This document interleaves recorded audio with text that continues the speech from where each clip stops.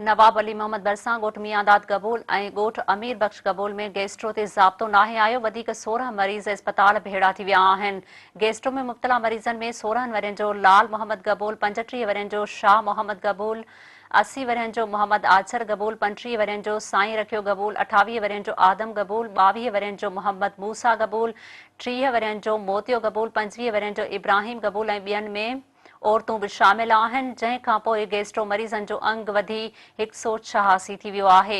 ॻोठाणनि आदम क़बूल ऐं ॿियनि चयो आहे त 3 ॾींहं अॻु सिहत खाते जी टीम पहुती, जिन हर मरीज़ लाइ हिकु ड्रिप ॾिनी ऐं कुझु दवाऊं बि ॾिनियूं, पर संदनि मरीज़नि जी हालत न सुधरी आहे। हुननि जो चवणु हुयो त रोज़ानो हर मरीज़ खे घटि में घटि 10 ड्रिपूं लॻनि थियूं। सिहत खातो संदनि इलाज कराइण में संजीदा नाहे। फौरी तौर टीमूं उमाणे मरीज़नि जो बहितर इलाज कयो वञे।